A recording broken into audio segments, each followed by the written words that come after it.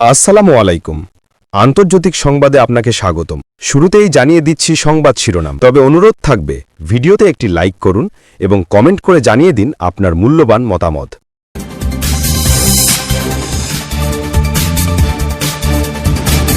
ইসরায়েলের কারাগারে পুরুষ ফিলিস্তিনিকে ধর্ষণের ভয়াবহ চিত্র ফাঁস।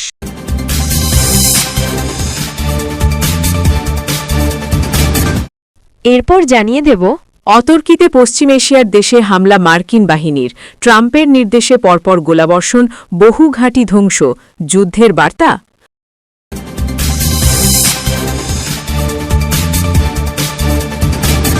আরও জানিয়ে দেব, গাজা যুদ্ধ পুনরায় শুরু করতে চান Netanyahu. Mr. Erdogan, it's not.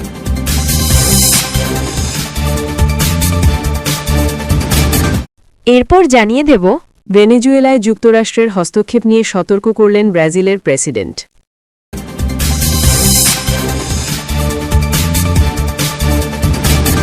আরও জানিয়ে দেব, গাজায় ক্ষমতা আরও সুসংহত করছে হামাস, দাবি মার্কিন সিনেটরের।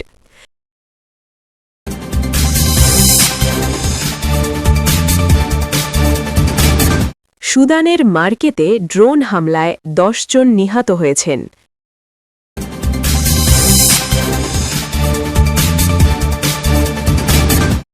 সর্বশেষ জানিয়ে দেব, পুরো ইউক্রেন দখলের লক্ষ্য এখনও বাদ দেননি পুতিন, চান ইউরোপের অংশ।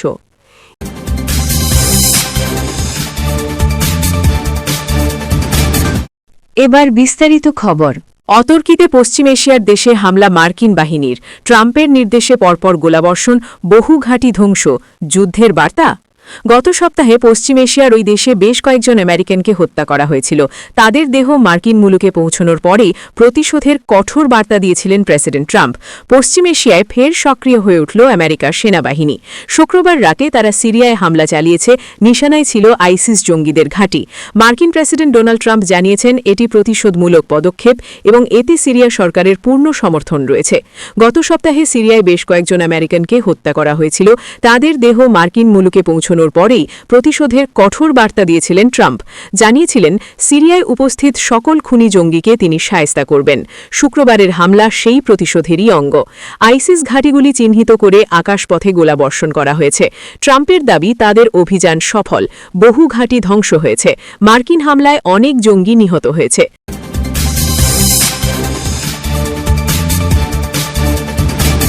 ইসরায়েলের কারাগারে পুরুষ ফিলিস্তিনিকে ধর্ষণের ভয়াবহ চিত্র ফাঁস। ইসরায়েলের বন্দি শিবিরে ফিলিস্তিনি কয়েদিদের ওপর চালানো অকথ্য নির্যাতন ও যৌন নিগ্রহের ভয়াবহ চিত্র এবার উঠে এসেছে খোদ ভুক্তভোগীদের জবানবন্দিতে। ব্রিটিশ সংবাদমাধ্যম বিবিসিকে দেওয়া এক সাক্ষাৎকারে 2 ফিলিস্তিনি নাগরিক তাদের ওপর চালানো পৈশাচিক নিগ্রহের বিবরণ দিয়েছেন। সম্প্রতি জাতিসংঘের পক্ষ থেকে ইসরায়েলি জেলগুলোতে বন্দীদের ওপর সুপরিকল্পিত নির্যাতনকে রাষ্ট্রীয় নীতি হিসেবে অভিহিত করার পর এই নতুন সাক্ষ্য বিশ্বজুড়ে তোলপাড় সৃষ্টি করেছে।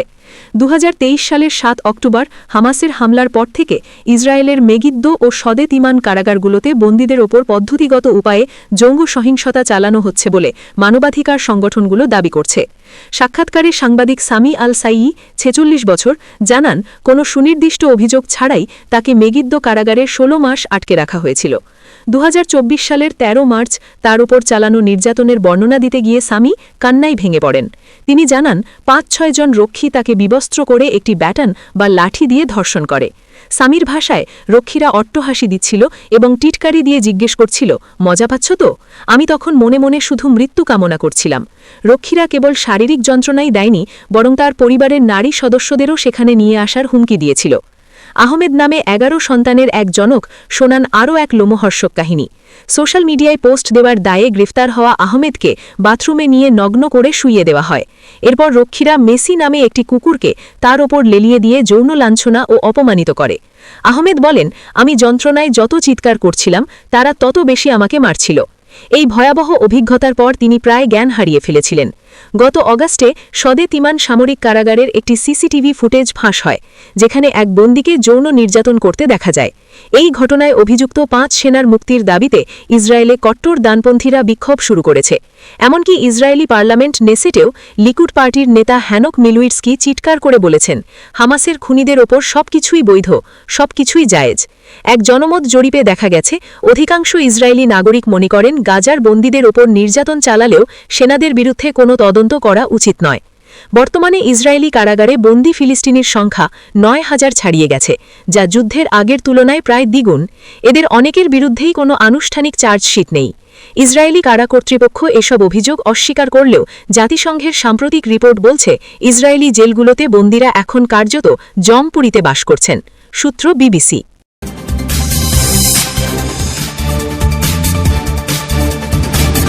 সুদানের মার্কেতে ড্রোন হামলায় 10 জন নিহত হয়েছেন, তবে কে এ হামলা চালিয়েছে সেটি নিশ্চিত নয়। সুদানের বিভিন্ন জায়গায় সেনাবাহিনী ও প্যারামিলিটারি র্যাপিড সাপোর্ট ফোর্সের মধ্যে লড়াইয়ের তীব্রতা বেড়েছে। এমন সময় ব্যস্ত মার্কেটে হামলার ঘটনা ঘটল। 2023 সালের এপ্রিল থেকে সুদানের সেনাবাহিনী ও আরএসএফের মধ্যে লড়াই শুরু হয়, যা রূপ নেয় রক্তক্ষয়ী ও ভয়াবহ গৃহযুদ্ধে। এই যুদ্ধে এখনও পর্যন্ত হাজার হাজার মানুষ নিহত হয়েছেন, ঘরবাড়ি ছাড়া হয়েছেন 1,20,00,000 মানুষ। এর সঙ্গে দেশটিতে দেখা দিয়েছে দুর্ভিক্ষ। মানবাধিকার সংস্থা north Darfur emergency rooms council জানিয়েছে, শনিবার 20 ডিসেম্বর আরএসএফের নিয়ন্ত্রণাধীন মালহার শহরের আল হারা মার্কেটে এ ড্রোন হামলার ঘটনা ঘটে। তবে কারা হামলা চালিয়েছে সেটি জানায়নি সংস্থাটি। ড্রোন হামলার পর অসংখ্য দোকানে আগুন লেগে যায় এবং অবকাঠামোর ব্যাপক ক্ষতি হয় বলে জানিয়েছে তারা। সূত্র দ্য নিউ আরব।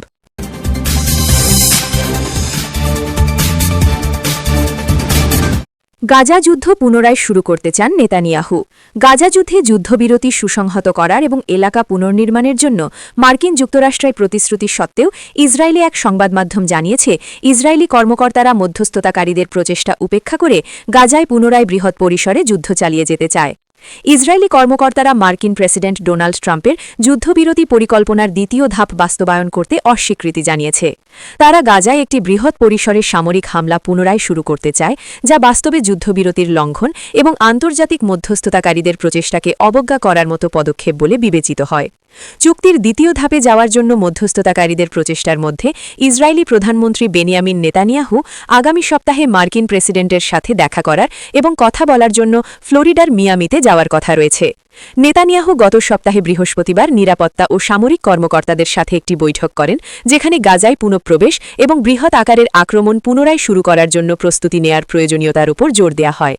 প্রতিবেদন অনুযায়ী ইসরায়েলের মূল্যায়ন হল ওয়াশিংটন যুদ্ধবিরতি স্থিতিশীল করতে এবং গাজাকে সামরিকীকরণের জন্য একটি বহুজাতিক বাহিনী গঠন করতে অক্ষম, অথচ সামরিক আক্রমণ বন্ধের বিকল্প ও একমাত্র সমাধান হিসেবে তুলে ধরা হয়েছিল বহুজাতিক বাহিনী গঠন। নেতানিয়াহু এবং ট্রাম্পের বৈঠকের পরে এই বিষয়ে চূড়ান্ত সিদ্ধান্ত নেওয়া হবে।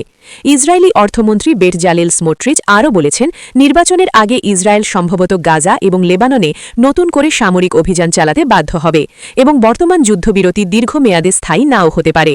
তবে মধ্যপ্রাচ্যে মার্কিন বিশেষ দূত স্টিভ হুইট মিশর, কাতার এবং তুরস্কের প্রতিনিধিদের সাথে বৈঠকের পর বলেছেন, দ্বিতীয় পর্যায়ের জন্য সকল পক্ষের সহযোগিতা প্রয়োজন। সূত্র পার্স টুডে।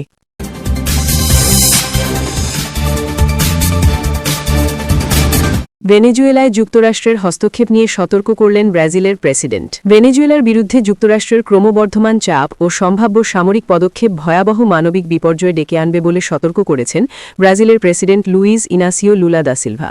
তিনি মত দিয়েছেন, ভেনেজুয়েলায় কোনো ধরনের সশস্ত্র হস্তক্ষেপ শুধু ওই দেশের জন্য নয়, বরং পুরো পৃথিবীর জন্যই এক বিপজ্জনক দৃষ্টান্ত স্থাপন করবে। রোববার 21 ডিসেম্বর ব্রাজিলের দক্ষিণাঞ্চলীয় শহর ফোজ দো ইগুয়াসুতে দক্ষিণ আমেরিকার আঞ্চলিক জোট মার্কোসুরের শীর্ষ সম্মেলনে বক্তব্য রাখতে গিয়ে লুলা এই মন্তব্য করেন, খবর রয়টার্সের। তিনি বলেন, ভেনেজুয়েলায় সশস্ত্র হস্তক্ষেপ একটি মানবিক বিপর্যয়ে রূপ নেবে। এটি এমন একটি নজির সৃষ্টি করবে যা বৈশ্বিক স্থিতিশীলতার জন্য মারাত্মক হুমকি। রয়টার্সের প্রতিবেদনে বলা হয়েছে, ভেনেজুয়েলা ইস্যুতে যুক্তরাষ্ট্রের সঙ্গে উত্তেজনা সম্প্রতি আরও বেড়েছে। গত মঙ্গলবার মার্কিন প্রেসিডেন্ট ডোনাল্ড ট্রাম্প ভেনেজুয়েলায় যাতায়াতকারী সব নিষেধাজ্ঞাভুক্ত তেলবাহী জাহাজের উপর অবরোধ আরোপের নির্দেশ দেন। ওয়াশিংটনের এই পদক্ষেপকে নিকোলাস মাদুরো সরকারের উপর চাপ বাড়ানোর নতুন কৌশল হিসেবে দেখা হচ্ছে। ভেনেজুয়েলার অর্থনীতির প্রধান চালিকা শক্তি তেল খাতকে লক্ষ্য করেই এই ব্যবস্থা নেওয়া হয়েছে। লুলা স্মরণ করিয়ে দেন, ফকল্যান্ডস যুদ্ধের 4 দশকেরও বেশি সময় পর দক্ষিণ আমেরিকা আবারও অন্য মহাদেশীয় কোনো শক্তির সামরিক উপস্থিতির আশঙ্কায় ভুগছে। তিনি বলেন, দক্ষিণ আমেরিকা আবার এমন এক ভূতের ছায়ায় পড়ছে যেখানে এই অঞ্চলের বাইরে থেকে আসা সামরিক শক্তি আমাদের শান্তিকে প্রশ্নবিদ্ধ করছে। চলতি সপ্তাহের শুরুতেই লাতিন আমেরিকার 2 বৃহত্তম অর্থনীতির শীর্ষ নেতা ব্রাজিলের প্রেসিডেন্ট লুলা দা সিলভা এবং মেক্সিকোর প্রেসিডেন্ট ক্লাউডিয়া শেইনবাউম ভেনেজুয়েলা পরিস্থিতিতে সংযম দেখানোর আহ্বান জানিয়েছিলেন। তবে গত শনিবারের বক্তব্যে লুলা আরও কঠোর দেখিয়েছেন। মার্কোসুর সম্মেলন শেষে দেওয়া এক যৌথ ঘোষণায় লাতিন আমেরিকার নেতারা ভেনেজুয়েলায় গণতান্ত্রিক নীতি ও মানবাধিকার রক্ষায় শান্তিপূর্ণ পথেই অগ্রসর হওয়ার অঙ্গীকার পুনর্ব্যক্ত করেন। এই ঘোষণায় আর্জেন্টিনা, প্যারাগুয়ে ও পানামার প্রেসিডেন্টদের পাশাপাশি বলিভিয়া, ইকুয়েডর ও পেরুর শীর্ষ কর্মকর্তারাও সমর্থন জানান।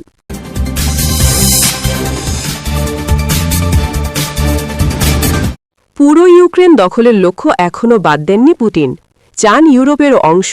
ইউক্রেন পুরোটা এবং ইউরোপে যুক্ত হওয়া সাবেক সোভিয়েত ইউনিয়নের কিছু ভূখণ্ড দখল করার লক্ষ্য পুতিন এখনও বাদ দেননি। যুক্তরাষ্ট্রের গোয়েন্দা সংশ্লিষ্ট 6টি সূত্র এ তথ্য জানিয়েছে বলে রোববার 21 ডিসেম্বর এক প্রতিবেদনে জানিয়েছে বার্তা সংস্থা রয়টার্স। 2022 সালের ফেব্রুয়ারিতে ইউক্রেনে পূর্ণ মাত্রার সামরিক হামলা চালানোর নির্দেশ দেন রুশ প্রেসিডেন্ট ভ্লাদিমির পুতিন। 3 বছর ধরে দেশটিতে যুদ্ধ করছে তার সেনারা। তবে যুক্তরাষ্ট্র এই যুদ্ধ এখন বন্ধ করার চেষ্টা করছে। যদি তাদের শর্ত অনুযায়ী যুদ্ধ শেষ হয় তাহলে পুতিনকে তার চাহিদার চেয়ে কম ভূখণ্ড নিয়ে সন্তুষ্ট থাকতে হবে। পুতিনকে নিয়ে যুক্তরাষ্ট্র যেসব গোয়েন্দা প্রতিবেদন তৈরি করেছে সেগুলো থেকে জানা গেছে এ তথ্য। এর মধ্যে সর্বশেষ প্রতিবেদন গত সেপ্টেম্বর মাসে তৈরি করা হয়েছে। পুতিন দাবি করে থাকেন ইউরোপের দেশগুলোর জন্য তিনি হুমকি না।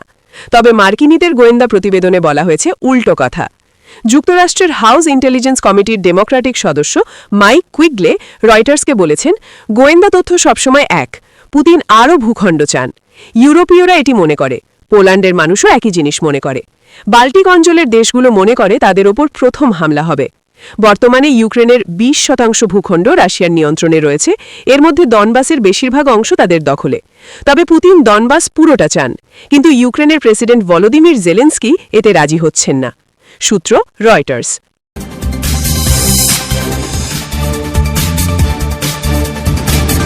গাজায় ক্ষমতা আরও সুসংহত করছে হামাস, দাবি মার্কিন সিনেটরের।